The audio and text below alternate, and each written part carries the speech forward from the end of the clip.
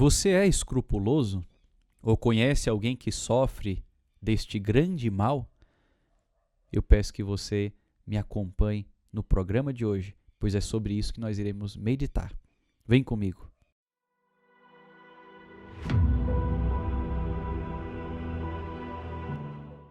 Em nome do Pai, e do Filho e do Espírito Santo. Amém.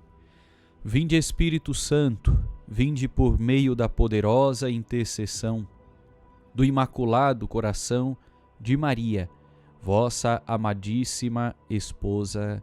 Amém. Santa Maria, Mãe de Deus, rogai por nós. Em nome do Pai, e do Filho e do Espírito Santo. Amém. Muito bem, queridos irmãos e irmãs, hoje vamos falar sobre escrúpulo.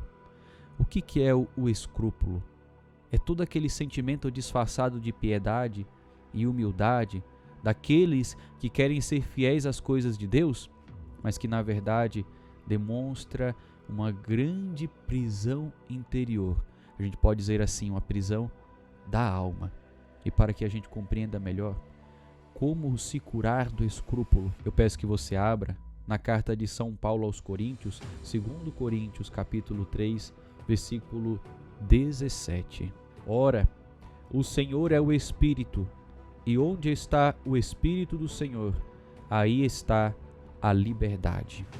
Onde está o Espírito do Senhor, aí está a liberdade. É isso. É isso. Que espécie de liberdade, Padre? A liberdade de eu fazer o que eu bem entender? Não. A liberdade de eu fazer a vontade de Deus e respirar esse sentimento de liberdade. As pessoas que sofrem de escrúpulo e que consideram tudo pecado, tudo erro, tudo falha, tudo ofensa a Deus, acabam por viver uma prisão na alma. Santa Teresinha vai dizer que a alma escrupulosa, ela é mais afligida do que corrigida. Olha só.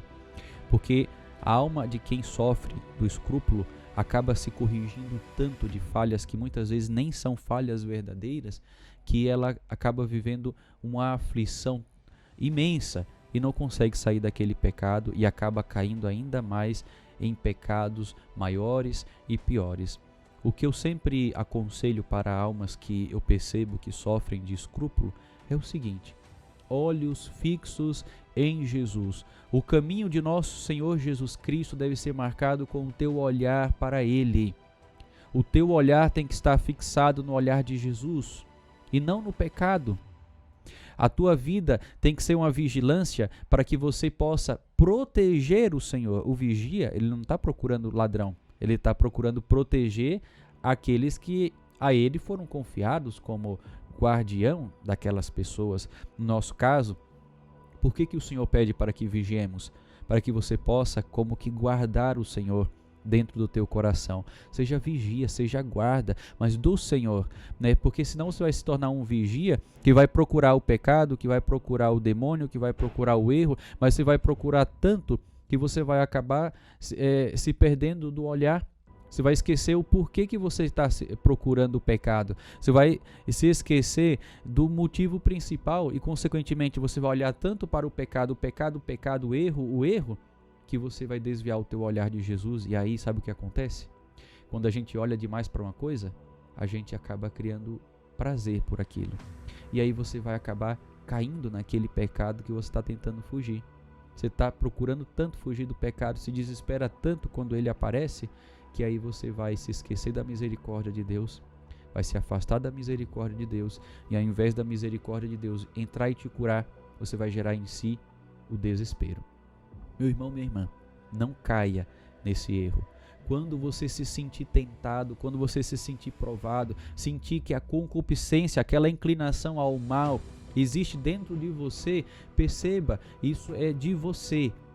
Não existe ainda o pecado.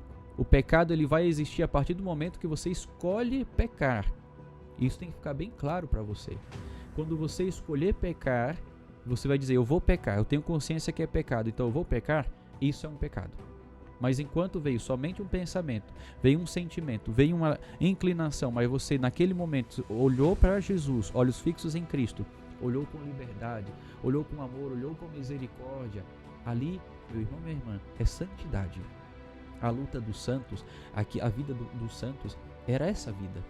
Os santos eram pessoas que também tinham inclinação para o pecado.